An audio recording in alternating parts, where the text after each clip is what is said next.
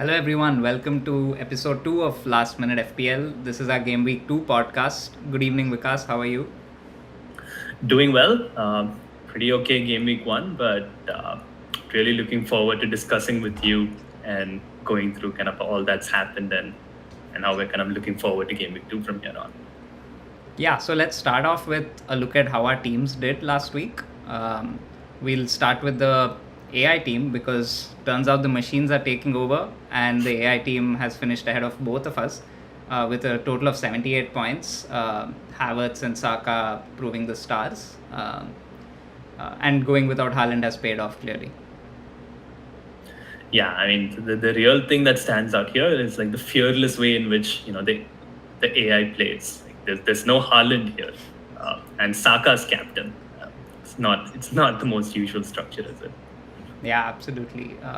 And finishing second was your team with 65 points, and there's a certain David Raya in your team who you listed as a void last time.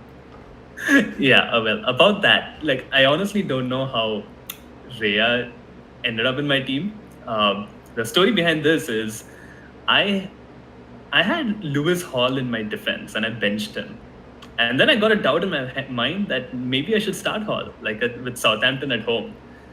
And then I was confused, like, who do I drop for Hall? And I just didn't want to deal with any of the benching headaches. So I just got 2 4.0s and put them on my bench, which gave me a lot of extra funds. And somehow Raya just appeared in my team. And that's how that happened. I'm really happy about the way it's turned out, though. Like, big at the back, worked for this week. Overall, a decent week, like a decent start. Yeah, and I think Jota pick was a great one. I watched that game, he looked great. He could have had more. And it's always great to get a good game week 1 goal because even the price rises start to take place. And of course, about Raya, we do tend to change our minds closer to the deadline, and at times that's okay, I guess. I think got a bit lucky with Isaac, and we'll talk about that maybe later. But yeah, I think more than satisfied with this week. Going into my team, a very poor start, at least in terms of the results. I think it's one of my worst starts in many years. I think the 2 big question marks in my team are Kwanzaa and Nkunku. Kwanzaa looks like he's lost his place, got subbed at halftime, not ideal. I'm not too worried about Bruno and Eze. They were very unlucky not to get more returns. And same with Joao Pedro as well. But yeah, a little worried with a bunch of question marks in my team. Yeah, I have no idea how Bruno didn't get a return. That's really unlucky, along with the fact that Kwanzaa got hooked off. There's definitely potential for at least another 10 points here on this team.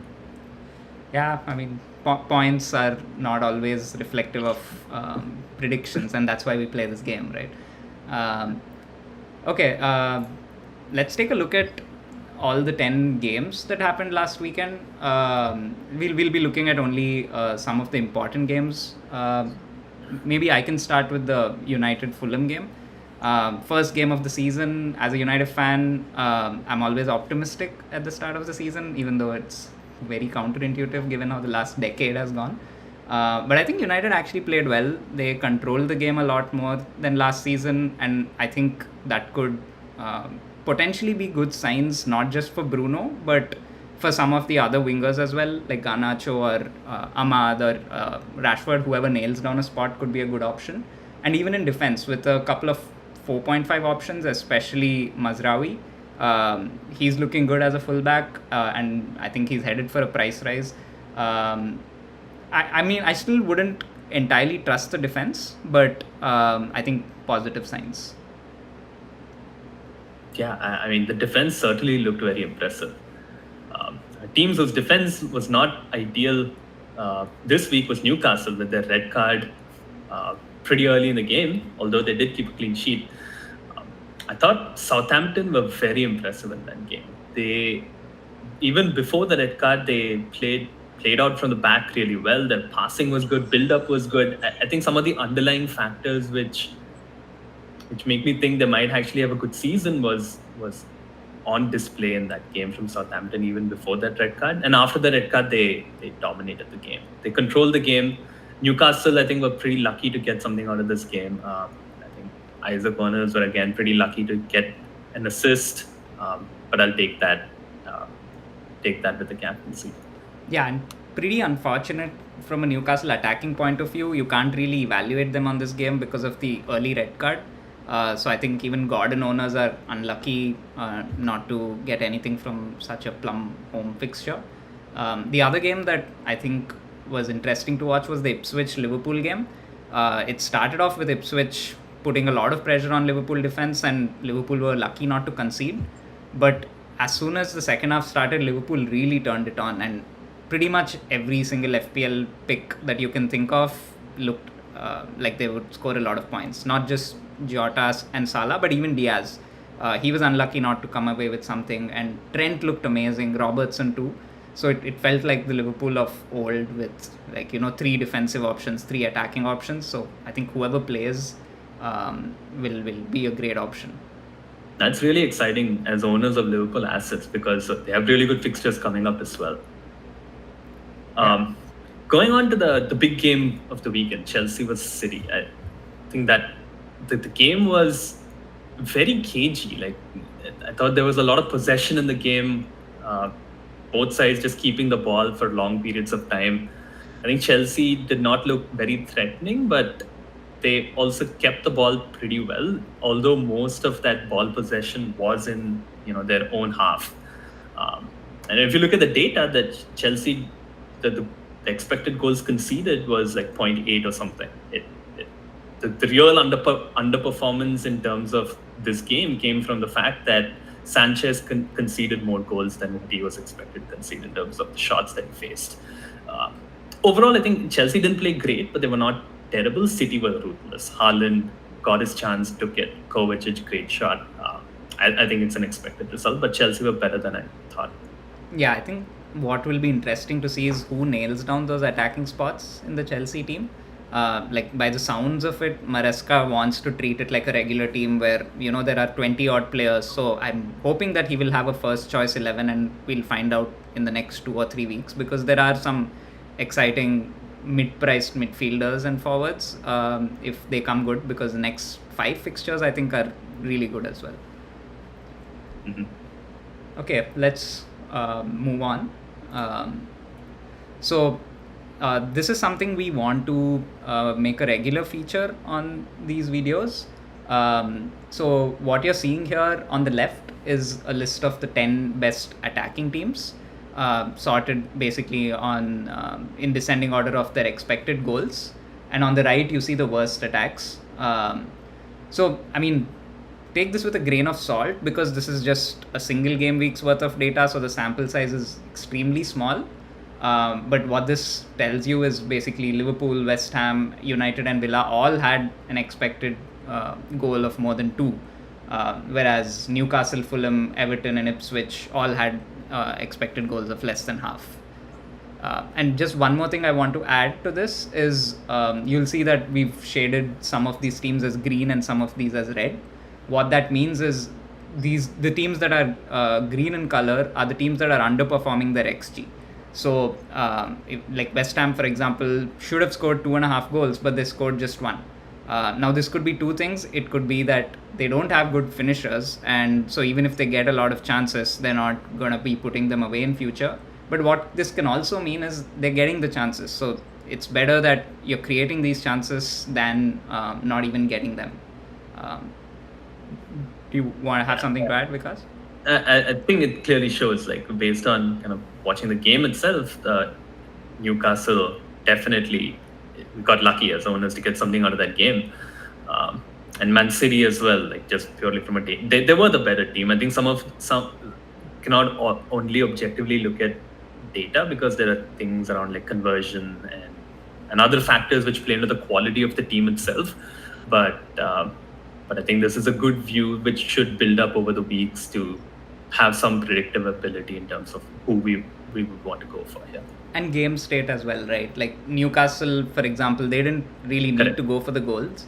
So creating just a quarter XG was totally fine, because they got the goal and then they sat back. Same with City. They had the lead pretty early on, and they didn't really... They were never under pressure to actually create chances. So just because you see City in red doesn't mean don't pick them. take your judgment on which are the good teams. If they're underperforming, then you know that more good signs are to come, and if there are bad teams that are underperforming, then it's probably because they're not good enough. Let's move on. Yeah. So similarly, we looking at the best defenses and the worst defenses. It's almost like a mirror image right now because it's still game week 1. So like Newcastle had a quarter goals as expected. So Southampton has 0.25 as their expected goals conceded. Now again, that doesn't mean that they're the best defense. They were playing against 10 men for most of the game. Whereas on the other end of it, Ipswich conceded the most expected goals. I think that makes sense too because Liverpool really stepped it up in the second half and they just conceded a lot of shots. I think again here as well, green basically means that these teams are currently underperforming in terms of their defensive expectations. So Chelsea and Southampton and Everton and Wolves, their expected goals conceded is lesser than the goals that they actually conceded. Whereas City, Villa, Fulham and Newcastle, they're overperforming their defense. So if City was expected to concede a single goal, but they didn't, they kept a clean sheet. What worries me here is Fulham in the red with the XGC of 2.43 goals conceded. What did you think? Like, especially given we'll see shortly from a fixtures perspective that we're going to maybe target some Fulham assets. How did they look in the game against United? Yeah, I think it was tough to tell for me if United was playing well because they got better or if Fulham was allowing them. So one thing is for certain, Fulham are not going to sit back. They're not going to be like one of these lower relegation threatened teams that are going to just make it very difficult for you. They want to play. They want to create chances. And that suits a team like United because they're not really good against teams that sit back. So I think that it's a double-edged sword. If you're going for someone like Robinson, he can potentially get attacking returns as well. But definitely they're not a safety first team. Yeah, makes sense. And like Vikas said earlier, these tables will take shape as the weeks progress. So we're hoping that they'll be more insightful as the time passes. Okay, let's move on. So now let's look forward. And now we'll just look at the fixtures a bit in terms of what's upcoming. This is the fixtures for the upcoming week. And then later we'll see a little bit more in terms of long-term planning, which both should factor in terms of looking at which players you want to get. So just looking at this week, the one that really stands out is Man City Ipswich. And this is the game that Haaland owners are waiting for, which invariably means he's going to get a 2-pointer. But do you think there's a triple captaincy shout for this game? I think there's an outside chance because this season we're going to have lesser double game weeks than normal. Currently we're projected to have just 2 double game weeks. Of course, things could change. And typically you want to use your triple captain and your bench boost in the double game weeks. But what's different this year is we have this unknown mystery chip. We don't know what that's going to be, but if the mystery chip is more useful in a double game week, then one of your triple captain and bench boost could potentially be used earlier. And there is no better player versus fixture pairing than Haaland versus Ipswich at home. So going by that logic, and also because he's likely to play 90 minutes, it's still early in the season. It's not like he needs to be rotated for midweek. I think it's not a bad shout at all. The other game that I really like is Newcastle-Bournemouth. Bournemouth in the first week, they conceded, they were most for shots conceded. They conceded 7 shots. And they played like Forest. So if Newcastle do kind of get into gear, I think there could be some goals there in that game for Gordon and Isaac. Yeah, and I think like I was saying earlier, players like Gordon and Isak, we haven't really seen them play a proper game yet because they were down to 10 so early. And I think they'll be raring to go. Like especially Gordon, I'm expecting to see a big improvement in him this year compared to the last couple of years too. So that's exciting too. The other game that I'm interested to see is Spurs versus Everton. I think Spurs looked amazing till Leicester equalized and then they suddenly dropped off. But as an Ange team, they're going to go for it. And Everton didn't look that great, and they conceded 3 goals. So I feel like this could be the feast that Solanke and Son owners are waiting for. I hope so. Liverpool Brentford as well obviously looks really good for Liverpool attackers. Maybe few attackers you're planning on getting. I mean, not in terms of we'll talk about it when we go look at our teams. But like most of my team is just pretty much going to be roll the dice again and hope for better returns. But yeah, I mean against Brentford, again I think the same starting lineup is expected at Liverpool. Maybe some changes in defense, but Jota, Diaz, Salah, they're all gonna look great. Especially because no midweek, I don't see a reason for Darwin or Gakpo to come on. So yeah, I think if you're owning any of those three, it should be some exciting game. Okay, one. So now let's look at kind of, as you're making these transfers, you also want to keep in mind in terms of how the fixtures are turning in terms of the next 5 games. You want to get players that have good fixtures, not just for the next week, but a few fixtures after that as well. And what really stands out here is Southampton, Fulham, they have great fixtures. So good teams to target, especially in the budget category. I think we'll get to the specifics of the players in more detail soon after, but Southampton, Fulham, great teams to target. Aston Villa, not for this week because they're playing Arsenal, but then they do have really good fixtures in the 4 after that coming up. So Aston Villa is a team that's going to get into our conversation more regularly from here on out. Yeah, I think that makes sense. They're playing Arsenal next, but after that they have a great run of fixtures. I think Watkins will start coming back into the conversation. I think he's dropped in price if I'm not wrong. And what's another thing that's interesting to me is United has good overall fixtures, but individually in attack and defense they don't necessarily come out on top.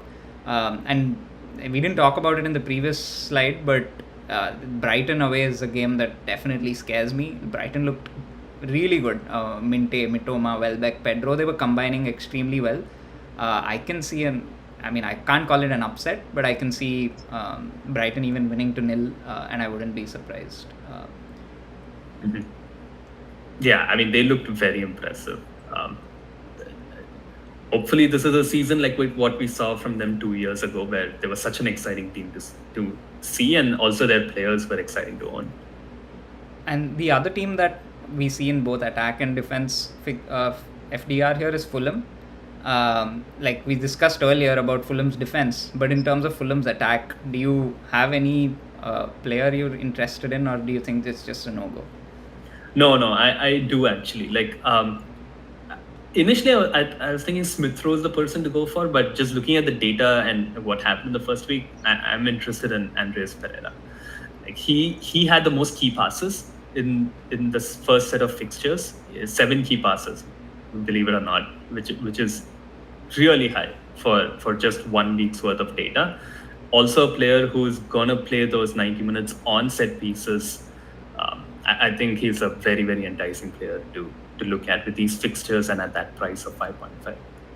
Yeah, I think he's their creative outlet, and whether it's Muniz or whether it's Smith Rowe, I think like maybe he'll be more of an assist provider, and they get the odd free kick or long range shot in. But he should keep ticking over with an assist here and there because he takes corners. He's on all set pieces. Yeah, I expect him. Like I think he's probably going to get the odd penalty and then get some assists here and there. And at 5.5, that's enough. Like with good fixtures, I think 5-6 points from a 5.5 really enables some big hitters as well. Okay, let's look at the teams with the tough fixtures now. Yeah. Some teams to avoid here, I think Spurs are kind of like really standing out here. They have, after this game is okay, Everton at home, then they have Newcastle away, Arsenal home, Brentford home, and United away. So 2 away fixtures at Newcastle and United and a home fixture at Arsenal, not the best set of fixtures to own Spurs assets. I might be thinking of moving on Solanke, for example, like after this week. Yeah, I think the thing with Spurs in game week 1 was the extremely enticing first couple of games. The fixtures do get tricky after that. And the other team that I think is going to see a turn in fixtures is Arsenal. So in game week 4, you see that Arsenal has a couple of really tricky games, and even game week 2 they play Villa away, which isn't necessarily the easiest game.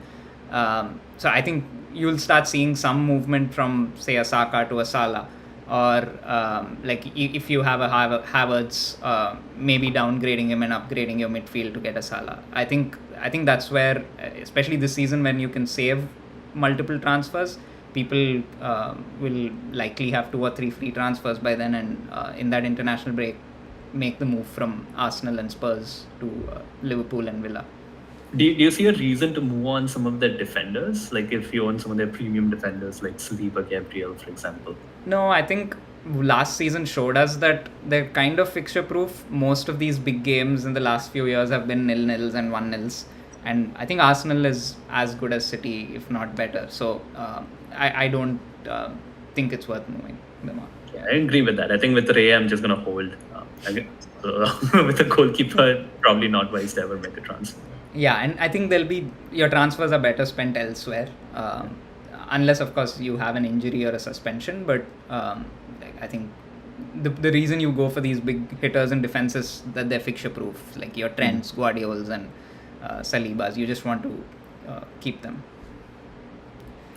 What do you think about Man United? Like they have they were pretty good defensively. They do have some tougher fixtures, 3 away fixtures at Brighton, Southampton and Palace, and 2 home fixtures at Liverpool, Tottenham coming up. So tough fixtures, but they were pretty good from a defensive standpoint. Yeah, I think I'm not convinced by their defense. Like you said, Pereira was basically playing against United, and that's where he got all his key passes.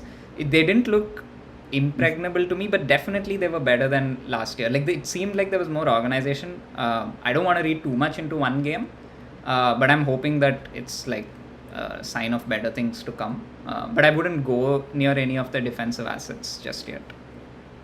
Okay, small. Okay, let's start going into our position-wise player projections. So on the left, as usual, you see the AI is obsessed with Havertz.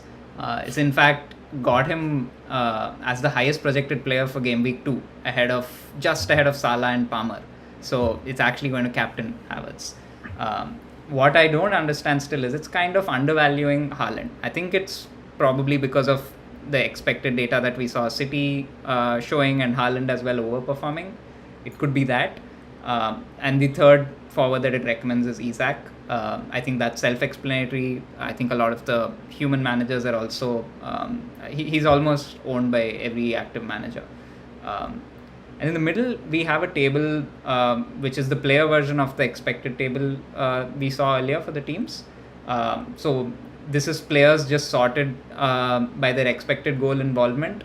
So Wissa was the player who had the highest expected goal involvement for a forward, and then Vardy, and then Armstrong, and so on. Similar to the team stats, a red color highlight here means that these players are overperforming their expected goals, and a green color means they're underperforming their expected goals significantly. But I think the thing to keep in mind here is Wissa getting an expected goal involvement of 1 itself is pretty high. So even if he's overperforming that and getting 2 returns, I think the way I would make decisions based on this is just go by the expected goal involvement number itself. As the season progresses, it will make more sense. You'll see the good players rising and the lesser players dropping, and that will basically tell you who's more likely to score goals or not. Yeah, one of the players that looking at this data and he's also gone into my buy list is Adam Armstrong, and good data and really good fixtures coming up, and I think he's on penalties as well, if I'm not mistaken. He has Nottingham Forest at home, Brentford away, United at home, Ipswich at home, and Bournemouth away. A really strong set of 5 fixtures. They played well. So I have Armstrong in my buy list along with Haaland. If you don't have Haaland, then you can make that move. I think. I think the only thing I would caution, the short volume is great here, but again, Newcastle were kind of pinned back. I know you said that they did Southampton did dominate even before the red card. But like it being just a single game, I would still. It's not the worst player to go for, I guess, at 5.5. Yeah, I think for example, if Pedro loses his place, he's an easy player to move to with the fixtures coming up. That makes sense. And speaking of Pedro, I have him listed as a keep, Pedro and Mateta. Mateta he looked good, but he played only for 45 minutes. And even the AI has projected Mateta pretty highly. And I think he'll start playing more. And with Palace, if you can't go to Eze, Mateta is a great option. Yeah, I think with 3 home games coming up for Palace in the next 5, Leicester, United and West Ham. And, there's a little bit of bias from last season if Mateta keeps it up and, presumably keeps his minutes as well, similar to last season, and he's a hold. I think Isaac Solanke as well may not have had the best of starts in terms of points, but they have good fixtures this week, and I think that you just hold them for this week. Yeah, and going into my avoids, I have the 3 Ws. I have Welbeck, Wood and Wissa. They seem to be being transferred in a lot, and we tend to see this in the first few weeks. Whoever scores last week gets transferred in. I don't think all 3 of them are players who typically keep sustaining those kind of returns. I know I had Wood in avoid last week and he scored, so I'm hoping he doesn't prove me wrong again. And the only player I have in sell is Tony because he didn't play and looks like he may be leaving. So while that position is not clear, I wouldn't he's the only forward I think I would sell if you had. Yeah, I think very similar thoughts here. I just added João Pedro in avoid because I'm not completely sure he keeps his minutes with Welbeck doing well as a forward and the number of signings they're making. But I think there's no reason to sell either at this point. Yeah, I would echo your thoughts. Like, don't buy, don't sell. Makes sense. Okay, let's go into the midfield. I think here there's a clear sad story for my team and for me as a United fan too. Bruno with an expected goal involvement of 1.22 with 2 great chances, 6 shots, no goals, no assists. He's clearly the highest underperforming player. The other underperforming player on this list is Luis Diaz. And having watched that game, I think all the Liverpool players can be classified as underperforming except Salah because Jota had a lot of chances. There was even a cross that Jota just didn't connect his head to. So I think if he had connected, it would have been like a 0.9 xg. So that won't get reflected in the data. But these are some of the things that make you feel when you watch the game, you realize that these players are underperforming. And in terms of overperforming, we have Salah, but again, 0.85 xg is 0.85 expected goal involvement is very high, even for 90 minutes. And the other player, Saka, both of them clearly, the only reason it's showing them as overperforming is because they got 2 returns instead of 1. But I think that's expected from world class players. They'll typically outperform their xg. I think there's some positive signs for Bruno. Did you see his tweet saying that he's gonna do better for the FPL managers from here on out? He always does that. I like that about him. He's always he always knows what's happening in FPL. He's always makes cheeky references to it. So at least he knows that he disappointed us. In my buy list, I have Andreas. I think most for key passes. So I think he can be a very steady player at 5.5 with the fixtures coming up. I really like Eze.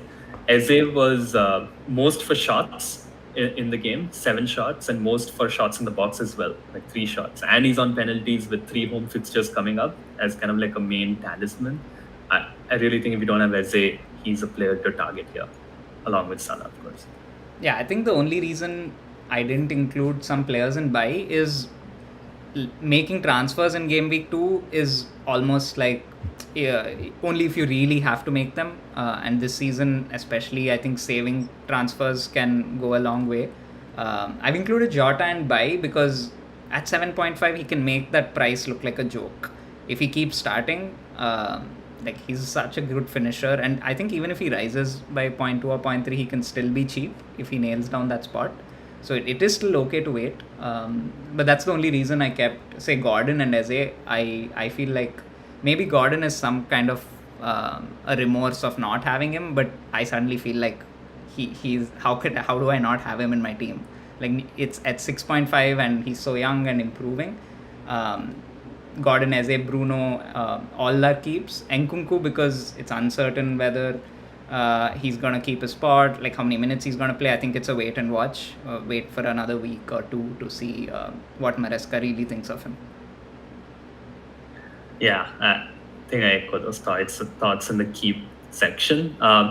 Two players that really excited by is Savinho and also Rashford. If he starts, Rashford didn't have a good game, but Rashford has pedigree from previous seasons and he's pretty attacking. Savinho was very exciting in that game. He had Cucurella on toast.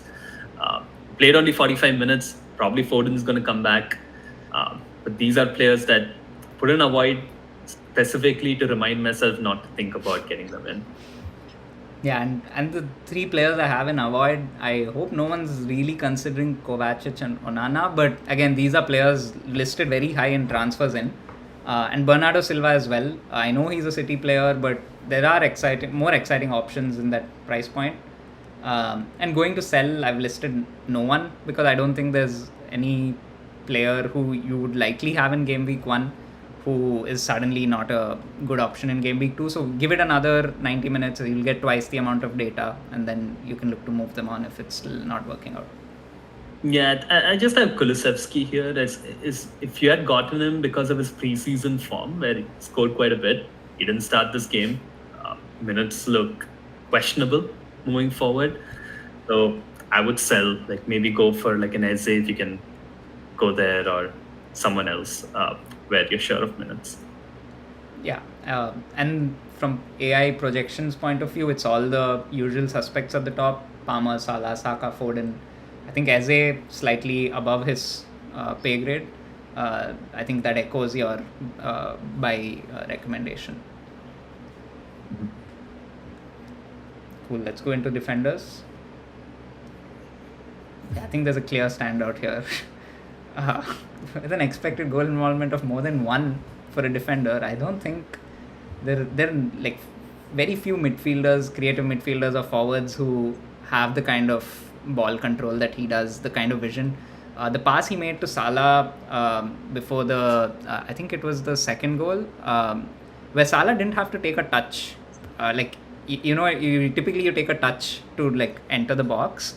His pass was so perfectly weighted, and it's sometimes just a joy to watch him when you own him in FPL. And just for that, I have like put him in if you don't have him, like get him and then watch Liverpool play. It's fun. Yeah, he's such a quality player that, I mean, owning him, it feels like you're essentially playing with another attacker with defensive potential. Yeah. I think the other standout in terms of expected goals is Porro. He helped his owners with the return, but 0.43 is a very healthy expected goal involvement for a defender. Typically, anything above 0.2 is considered really good in a single game. So I think good signs for owners. And yeah, I was very excited to own him and see the game. He was so attacking. Like he was playing really up forward, getting into the penalty box, passing into the penalty box, like making good passes, pretty high up the field. It's even shown from a stats perspective. He was most like amongst all players for passes into the penalty box to a player, and also most for crosses into the penalty box. So he was really attacking the box in this game, and that was very encouraging to see. Apart from Trent, in the buy section, I've listed Robinson and Konsa, only because there is that big elephant in the room called Kwanzaa with a Q, who got subbed off at halftime, and a lot of managers like me got a little greedy before the season started, looking for a cheap way to enter Liverpool defense, and the FPL gods very rightfully punished us.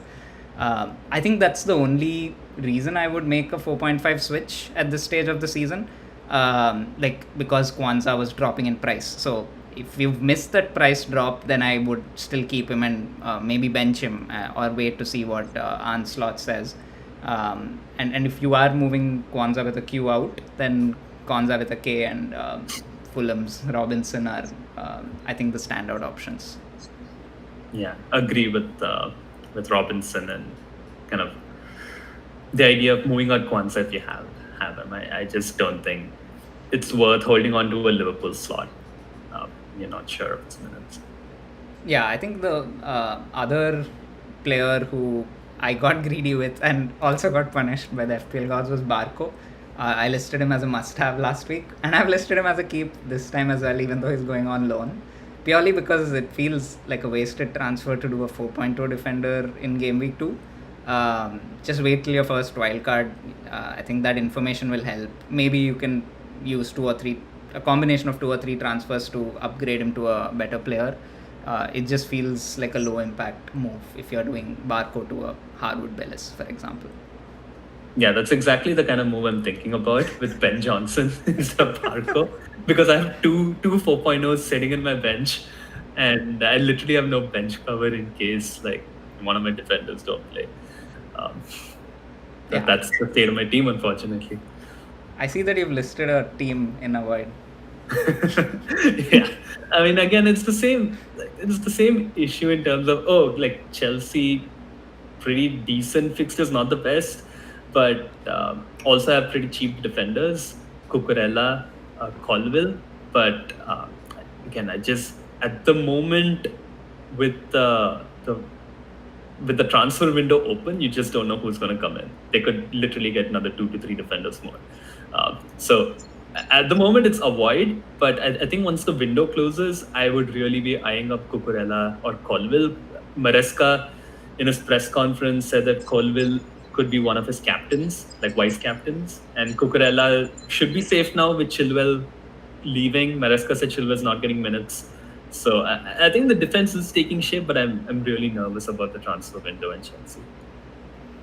Yeah, and I think it's a good idea to wait and watch with Chelsea. Probably by first international break, things will become clear as to who's preferred and how they're looking. But the other player I have in avoid is Rico Lewis. I know he's also a 4.5 and a lot of people are going there from Kwanzaa, but I feel like that's more of the same. Maybe I've just been burnt, so my gambling tendency has dropped a bit, but just go with someone who's going to play.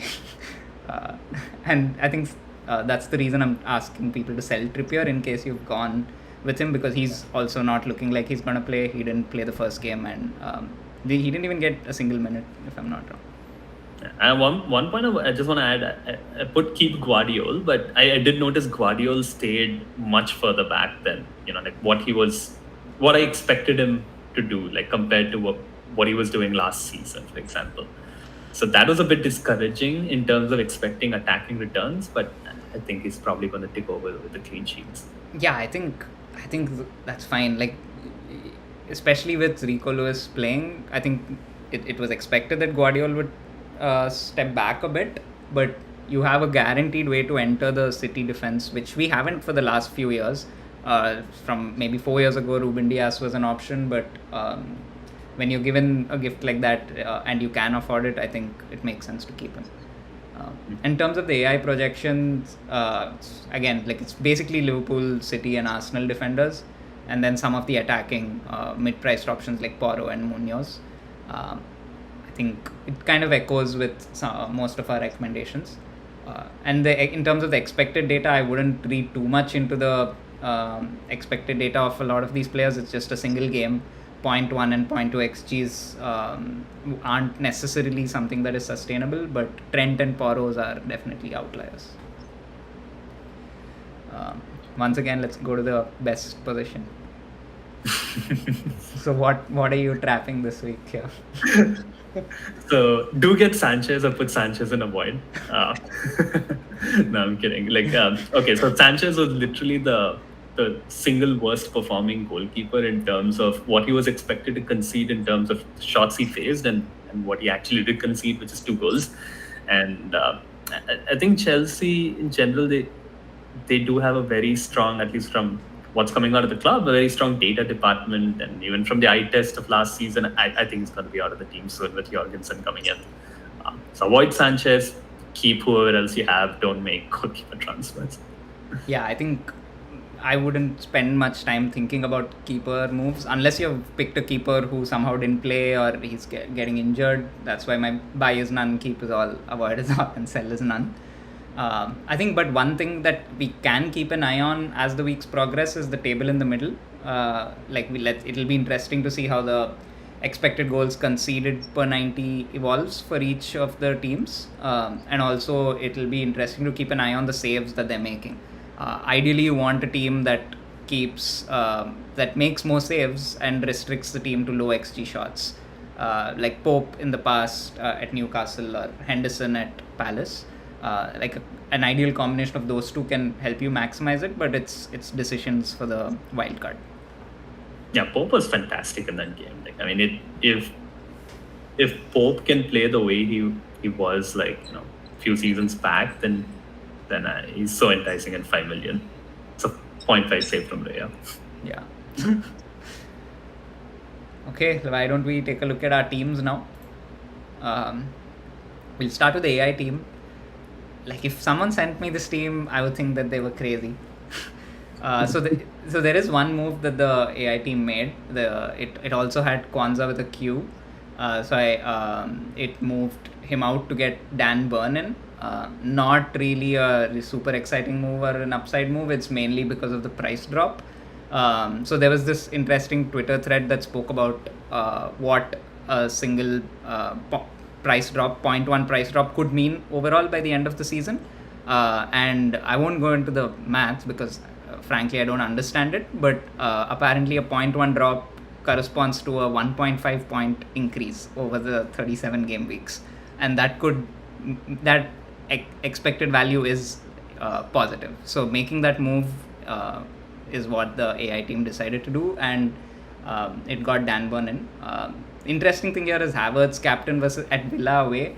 I was certain that it would be Salah, and I was actually scared. I was like, okay, AI again is going to have a captain who could really make the humans look foolish. But it's going with Havertz, and I don't know. Let's see how it turns out.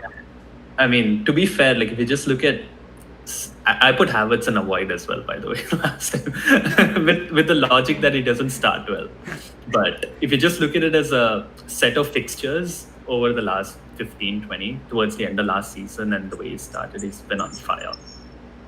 Yeah, and I watched that Arsenal game, and for the first half an hour or so, Havertz and Saka were running rings around the defense. It looked like an elite team playing against a small team. Now, I don't know if Wolves were that bad or Arsenal were that good. I think this week's game will tell us more about it. But there was some great moves and some nice understanding between them. They were just running through the defense, and they're great with set pieces on corners as well.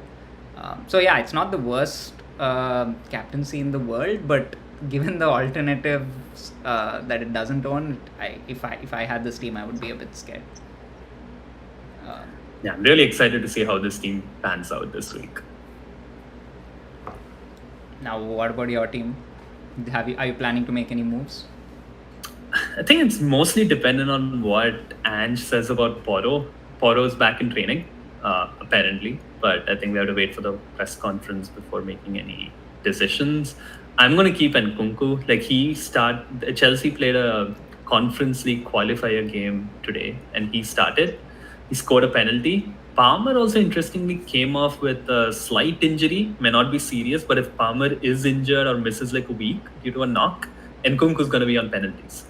So I see no reason to get rid of Nkunku, keep him. I'm overall pretty happy with this team. If Porro is going to be injured, I might move him on because I'm not really excited by Spurs' fixtures after this one. So I might move on to someone like Diaz or I'm thinking about another City defense. If he is fit, I'm probably just going to roll the transfer. Yeah, I think that makes sense for your team. I'm extremely jealous of your defense, like 4 big hitters at the back. I don't know what I was thinking when I literally banned Porro from my team when I was trying to pick my team. I just didn't trust the Spurs defense, but he looked great. and Guardiola as well. Like these are some of the players who you look in hindsight and go, why do I not own them? Like 6 million City starting defender, and then you start getting the FOMO once the prices start rising. And Jota is another player in your team, I think, who could be severely underpriced. I think it all falls apart if Nkunku and Jota lose their place or something happens there. They're stuck in a rotation. Then that's the time for a wild card here. Yeah.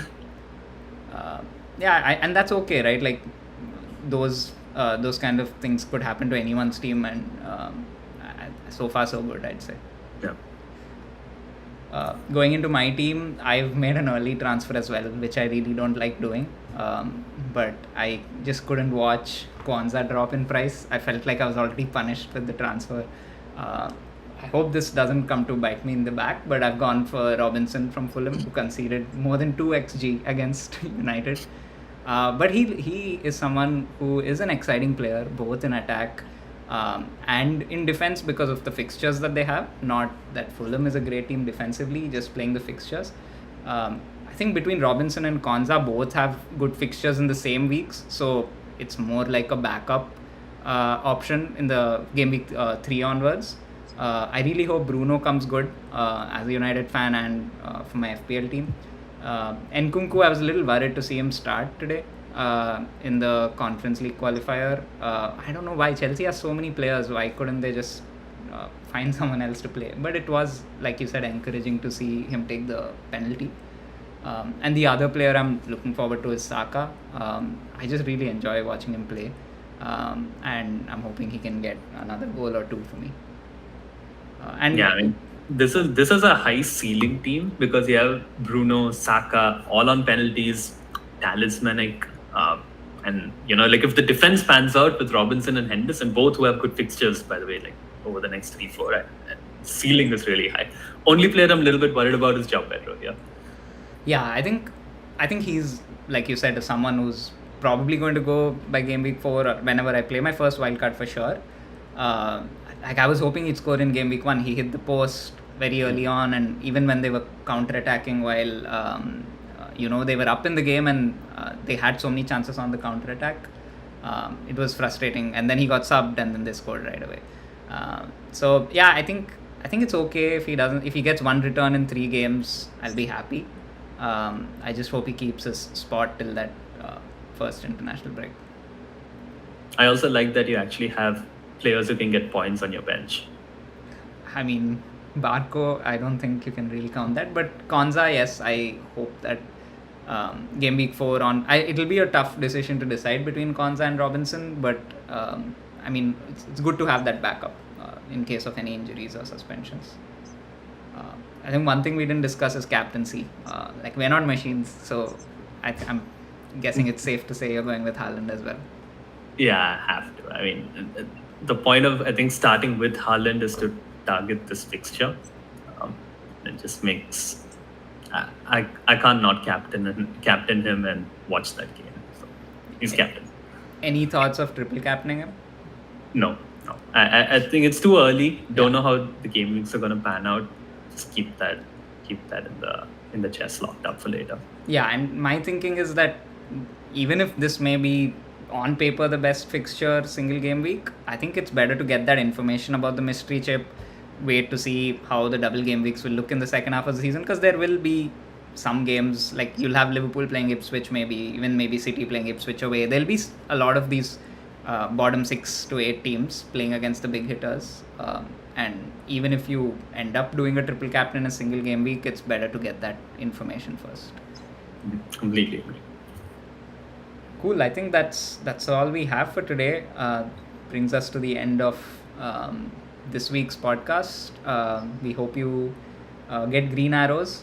In my case, starting with 5.1 million, if I get a red arrow from here, I'd be very disappointed. Do you have anything to add, Vikas? Yeah.